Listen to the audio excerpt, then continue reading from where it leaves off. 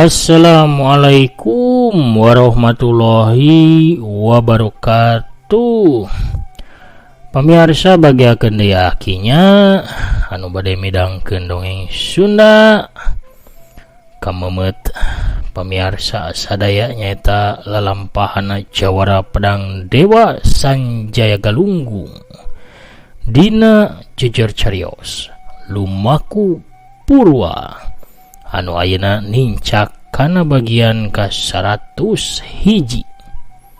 Ieu dongeng rekan udang hati Bandung mugi baik tiasa katampi kalayan kabingahan tiasa janten nyaeta janten pang beberah kana manahnya pang repeh kana hate.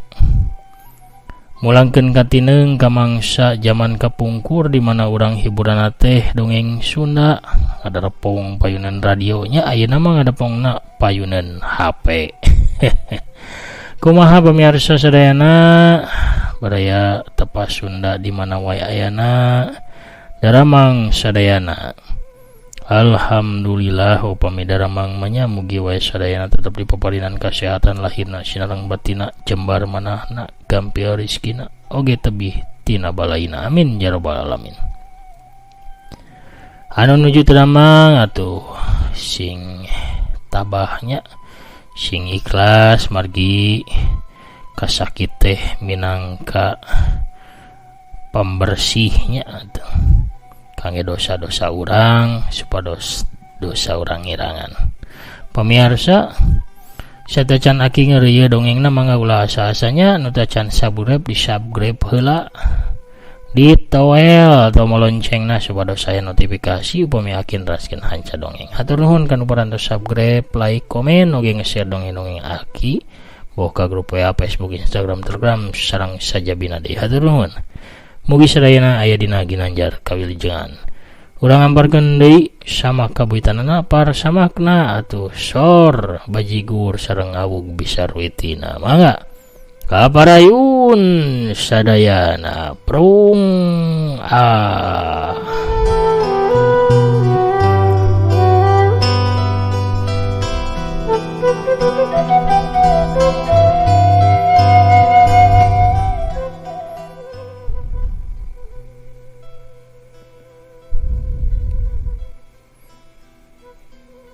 Sanjaya gancang muru ka Putri Malu sabab ngarasa hariwang. Lamun Putri Malu tepi ka kumaha ona manehna moal bisa manggihan deui endong ajaibna. Ulah ngarampa kuring cek Putri Malu bari baeud. Putri Malu maksakeun hudang tapi labuh deui. Anjeun yen kuring jengkel sakabeh masalah aya jalan kaluarna. Sakuduna mah teu kudu make jalan kawas kieu. Anjeun bisa ngabadamikeunana ku jalan anu hade. Kuring bisa mantuan ngarengsekeun masalah anjeun. Ayeuna mah gancang bejakeun di mana anjeun nyumputkeun enong kuring. Guru, Putri Malu harita ngagero manehna nguniang deui hudang tapi daligdeug sontot bro. Putri Malu labuh deui kadua sukuna karasa nyeri sigana bae tatu di jero. Akibatkeun aku tenggelan gabungan antara tenggelana sorangan anu malik kasapu ku tenggelan jarak jauhna Jawara Pedang Dewa. Sanjaya ngalieu ka tukang. Sanjaya ge ngagebeg rada reuwas ningali galak gantung harita ngangkat awakna sumbar karamat sarta gancang dibawa ngolebat init dina gerakan anu kilat naker. Putri Malu anu harita maksakeun hudang pikeun ngudag galak gantung anu mawa guruna nyelontot labuh deui. Lamun endong kuring aya kuring teh bisa nyageurkeun anjeun tapi ka anjeun jagjag deui cempe anjeun, sentak Putri Malu deui. Putri Malu ngurutan sukuna sorangan bari leungeunna ngageter. Telila manehna niup dampal leungeunna anu geus ngurutan sukuna. Putri Malu sababaraha kali ngulang ngurutan kadua sukuna. Sedangkan Sanjaya mah merhatikeun bari tetap tenang. Kuring geus ngadenge obrolan guru anjeun jeung Ki Galak Gantung. Cik Sanjaya bari netep nguriling merhatikeun kaayaan di sabeureun eta tempat. Anjeun teh sabenerna boga masalah jeung Ratu Sukma sanampi teh. Masalah anjeun bisa rengsel lamun anjeun bisa mawa kuring ngahadap ka manehna. Oge bisa ngarayu kuring sangkan daek ngalayanan nafsu bejadna. Putri Malu katampo reuas. Sanjaya netep kasiwana janu diuk bari ngahunjarkeun sukuna. Sebutkeun naon masalah anjeun jeung eta ratu, tapi ka kudu ngarayu kuring pikeun ngalayanan manehna. Cuk Sanjaya deui. Putri Malu ngabetem manehna teu geura ngawalon, tapi paromana geus kenor teu baeud cara tadi. Putri Malu nguniang hudang babatak sakedeung, sukuna kakajat. Sigana bae geus karasa jagjag. Putri Malu ngalenggah ngadeukeutan gundukan taneuh nu aya di hanapeun hiji tanggal kai. Di dinya si wanuja geulis anu bukna ponok kawas lalaki teh ngahulang.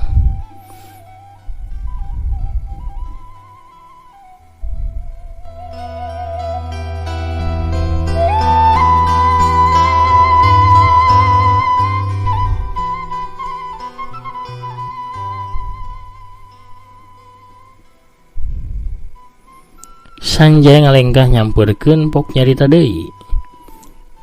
Terangkeun masalah anjeun teh Anggani. Putri Malu ngagebeg. Anjeun apal ngaran asli kuring? Kuring ngadenge guru anjeun nyebutkeun eta ngaran.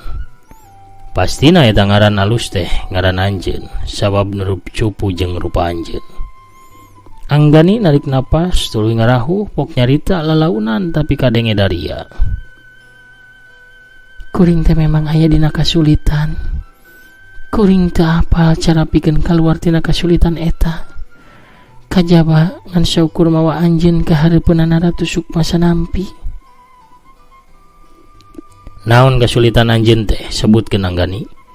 Saha nu nyaho kuring boga cara sejen pikeun ngarengsekeunana.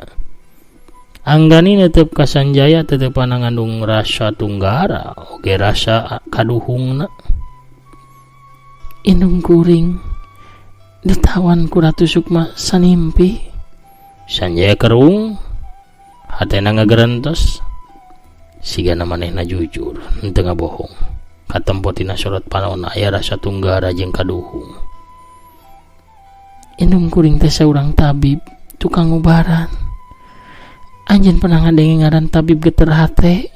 Kadenge Anggani nyarita deui. Sanjaya ngahulang mikir sakedeung tuluy pok ngawalon. Karak ayeuna kuring ngadenge eta ngaran. Eta teh ngaran indung kuring. Indung kuring teh ditawan ku eta ratu kusabab dianggap salah ngubaran. Salah ngubaran kumaha ieu teh? Sanjaya penasaran. Miti nama Ratu Sukma sanimpi teh tatu di jero akibat tarung ngalawan pangawas 10 campak. Indung kuring tadi ondang satadi ditanggubaran dirina. Tatu di jero anu meh bae ngaburukeun jantung ratu teh bisa diubaran ku indung kuring. Tapi saterusna buah dadana Ratu Sukma sanimpi anu montok teh kempes. Beki lila beki ngaletikan. Ratu Sukma sanimpi teh kuciwa pisan sarta sedih. Sabab buah dadana eta minangka alat anu dibanggakeun ku dirina pikeut mikat kaum lalaki. Tungtung nama ratu teh murka. Indung kuring teh gancang ditewak. Tuluy diasupkeun ku manehna ka penjara. Padahal macek indung kuring kempesna buah dada Ratu Sukma sanimpi teh lain dilantarankeun salah ngubaran. Tapi na disababkeun kutukan ti saurang pandita teh hiji biara. Ngaranna Pandita Enteng Bumi. Eta pandita teh ditandasa ku Ratu Sukma sanimpi. Sewaktu rek tarung jeung pangawasa Pulau Campa. Samemeh pandita ngalepaskeun napas panungtungna.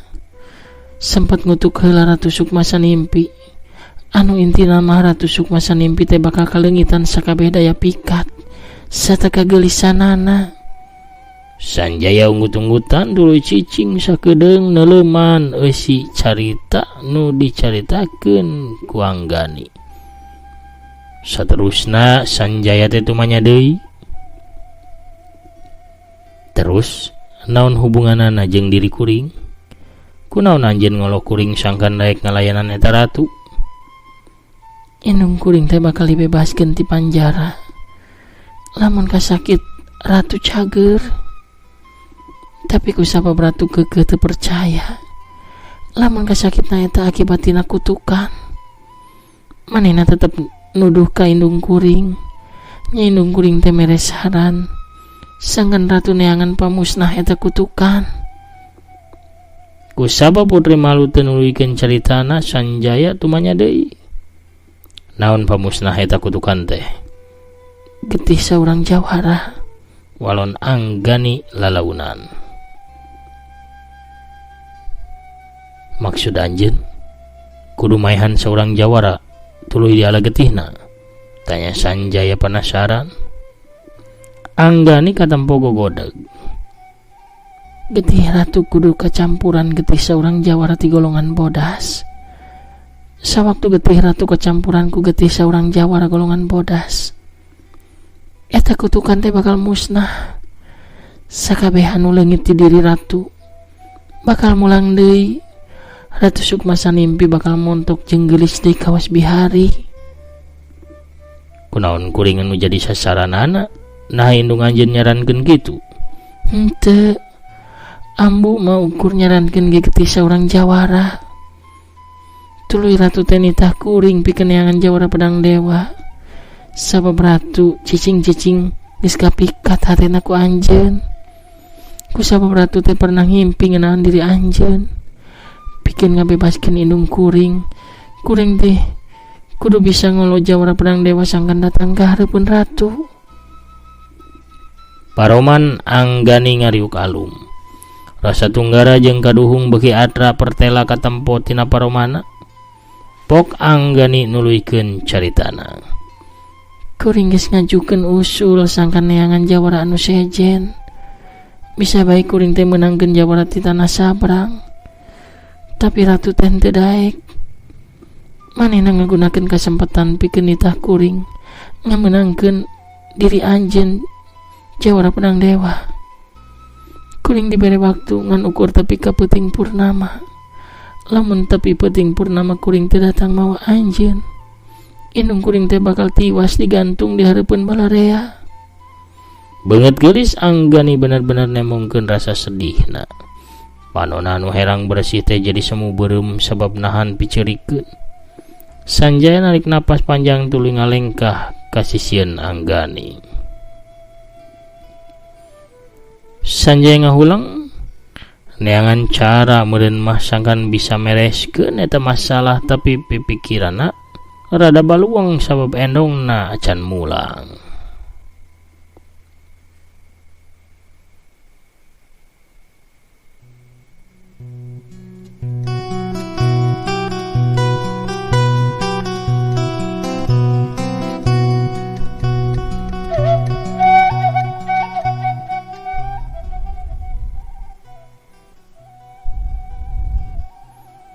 Cek pikir Sanjaya, kasalahan lain aya di tabib geter hate indungna Anggani. Tapi murni kasalahan Ratu Sukma Sanimpi sorangan. Tapi ka manehna keuna kukutukan. Wajar manehna dikutuk sabab geus ngalakukeun dosa nandasa saurang pandita. Tapi rupana Ratu Sukma Sanimpi teh embung nanggung dosana sorangan. Manehna nyiaran embeh hideung nya indungna Anggani nu jadi embeh hideungna pikeun jadi paneumleuhan sarta pikeun ngahontal ka hayang pribadina, pikeun meunangkeun diri Sanjaya sarta nyedot sakabeh elmuna.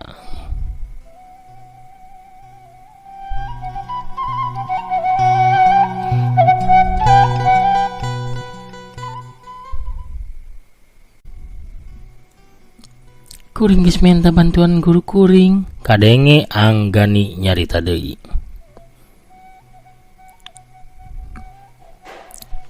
Guru nyanggupan, tapi urut salakina etan teu panuju. Urut salakina? Maksud anjeun teh galak gantung urut salakina guru anjeun? Bener. Kuring sabenerna mah teu apal anu pasti nah guru. Jeung galak gantung pernah laki rabi atawa ukur papacangan. Tapi nu pasti nama saduana pernah aya hubungan asmara di mangsa ngorana. Sanjaya unggut-unggutan Anggani kadenge nyarita deui. Guru ukur nyanggupan pikeun nalukeun anjeun. Tapi guru teu sanggup lamun kudu nyageurkeun Ratu Sukma Sanimpi. Sedangkan kuring lamun kudu ngalawan anjeun kuring teh teu sanggup. Kuring ngaku lamun ilmu anjeun teh luhur, tapi kagalak gantung ge hormat ka anjeun. Sanjaya seri ipis. Rada dengeunah hate ngadenge ucapan kitu ti Anggani. Beungeut sedih si Manoja diteuteup ku Sanjaya bari leungeunna nangkeup harigu. Hiji-hijina cara pikeun ngelehkeun anjeun ku cara maling endong ajaib anjeun. Anu cek jalma-jalma pasilatan mah sumber kekuatan anjeun. Tapi nyatana sanajan eta endong geus disumputkeun, anjeun masih hese pikeun dilehkeun. Ilmu anjeun masih disaluhureun kuring. Endong kuring teh teu bisa ditempo ku panon jalma biasa. Tapi anjeun bisa nempo sarta mampu maling eta endong. Panempo indra kagenep kuring teh dibuka ku guru. Jadi kuring bisa ningali jelas serta bisa ngarampa eta endong. Leuwih HDG pulangkeun eta endong teh. Kuring bakal mantuan ngabebaskeun indung anjeun. Cek Sanjaya. Anggani hudang tuluy neuteup ka Sanjaya ku panon cureleukna. Anjeun janji, daek sumpah bener-bener rek mantuan ngabebaskeun indung kuring.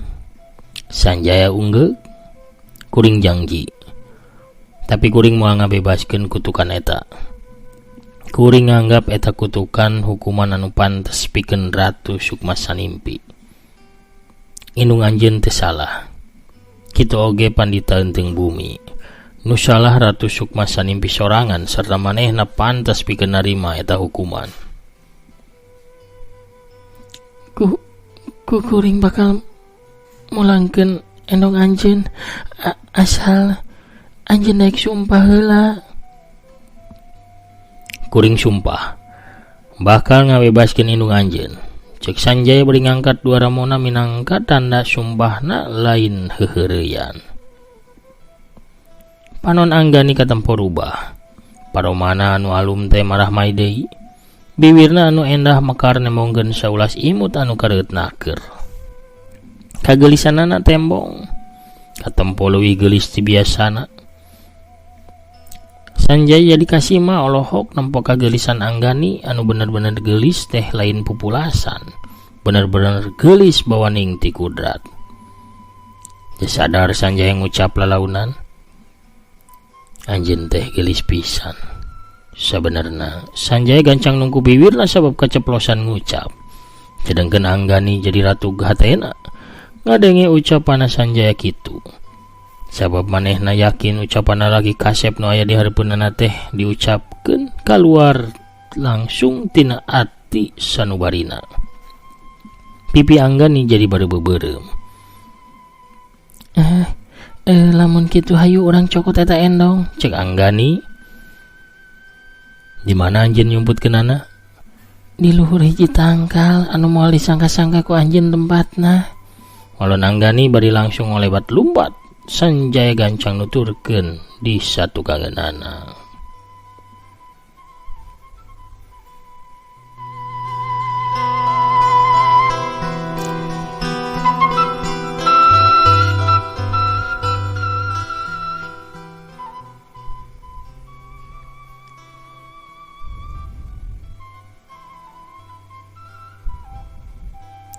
Anggani teh lumpat nuju ka tempat urut sarena Sanjaya teh ya.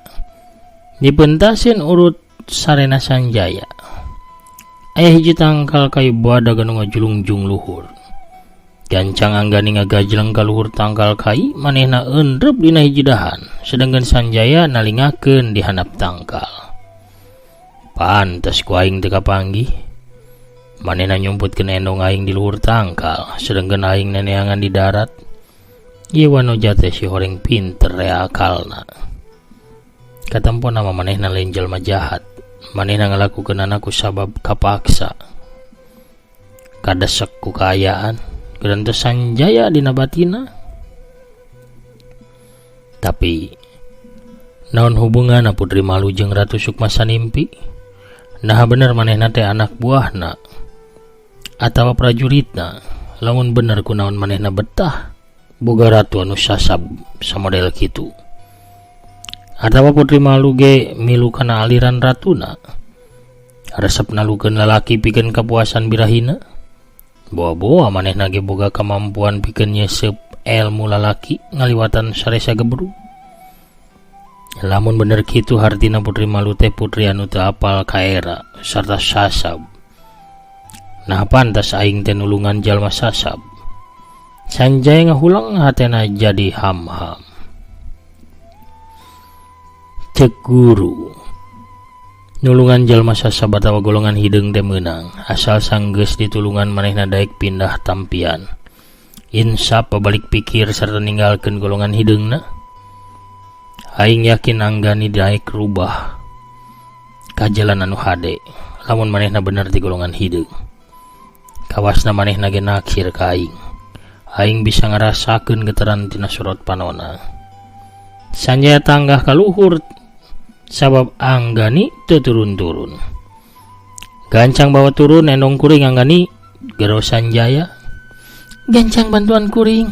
Anggani kalah ngagero ti luhur tangkal. Sanjaya jadi was-was jeung curiga sakali ngagejotkeun sukuna ge blesat bae jawara pedang dewa teh ngablesat ka luhur. Sanjaya salto sakali celek eundreup dina hiji dahan anu badag. Anggani nangtung di dahan sejena anu aya di hareupeunana. Aya naon? Tanya Sanjaya. Endong teh eueuh. Walon Anggani paromana katempo regang jeung bingung. Sanjaya culang cileung mariksa sakuriling tangkal, bener bae endong teh teu katempo aya di dinya. Di mana sabenerna anjeun nyumputkeunana? Tanya Sanjaya. Di dieu, di antara dua dahan eta tah. Di talian ku kuring teh make akar. Asa pamohalan lamun ragrag mah, walon Anggani. Sanjaya gancang mariksa tangkal badag eta. Sanggeusna puas sarta teu mawa hasil. Atuh Sanjaya teh ngablesat pindah mariksa tangkal sejena anu deukeut jeung tangkal kai badag eta. Anggani oge milu mariksa ka tangkal sejena aya 7 na tangkal anu dipariksa. Sanggeusna aya kana salosin tangkal anu dipariksa kuduaan disabeudeureuan tangkal kai badag. Akhirna mah Sanjaya jeung Anggani teh tepung deui di tangkal kai anu mimiti.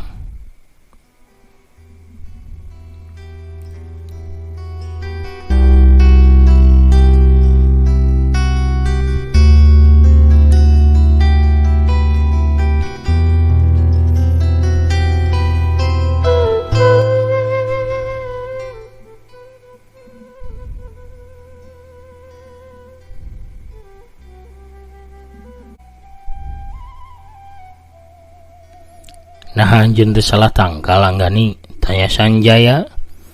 Teu, kuring apal pisan kuring nyumputkeun di ieu tangkal. Da ieu tangkal teh pangluhurna. Walon Anggani. Gajleng Sanjaya ngagajleng turun dituturkeun ku Anggani. Teangan di rerungkunan di sakuriling ieu tangkal, sanunya horagrak cek Sanjaya.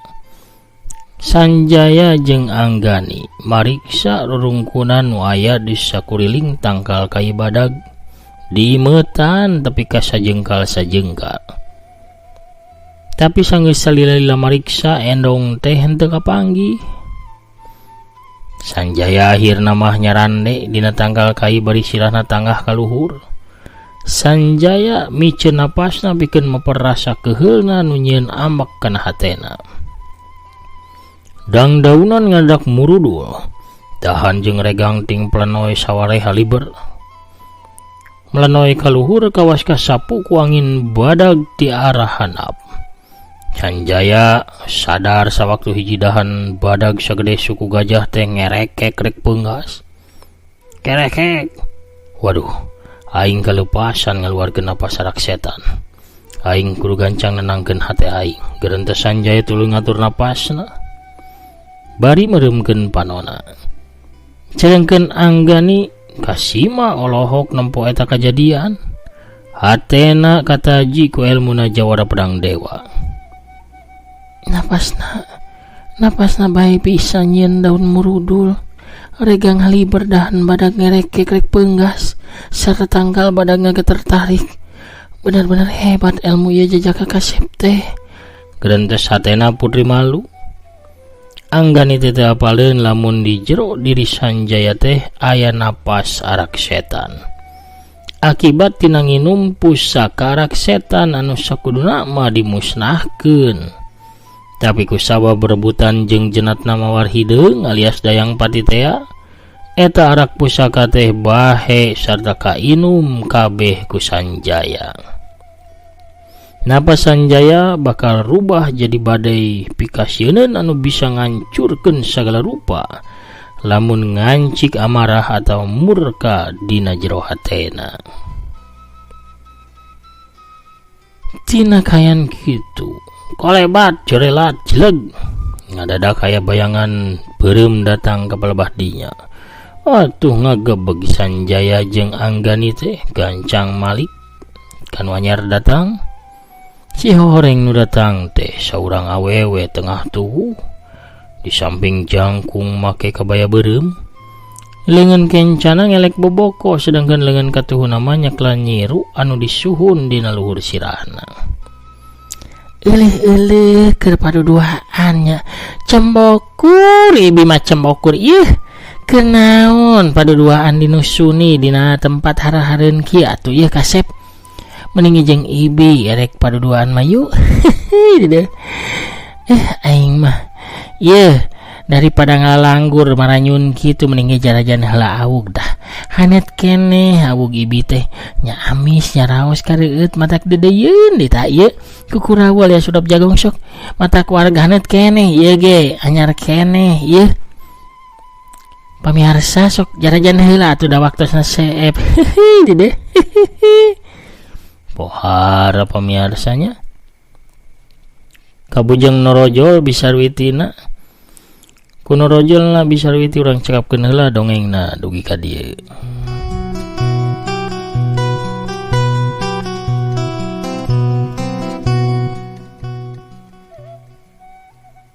Lalambahan Sanjaya galunggung si Jawara Pedang Dewa dina lakon lumaku purwa bagian ka-100 hiji cag urang teuneun dian eleum sieum gesan sampeureun. Urang tuna dihanjuang siang gesan alaeun urang samper deui enjing wengi pamit aya halangan harungan dina bagian anu salajengna. Hatur nuhun pamirsa sadayana di mana wae ayana nya. Nu parantos satya manco satya ngadangkeun satya ngarojong kana pedaran dongeng-dongeng aki apunten bilih kirang raosieun kadanguna tos tilu dinten nya teh rada emplu akina nya rada serak-serak basah oge rada bindeng.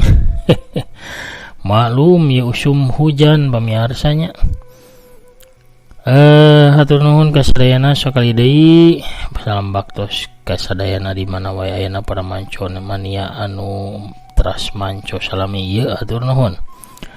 Panginten sakitu heula pamirsa anu tiasa kapihatur wengi ieu. Akina panginten namit mungkur heula nya. Assalamualaikum warahmatullahi wabarakatuh. Permios cagah hanca.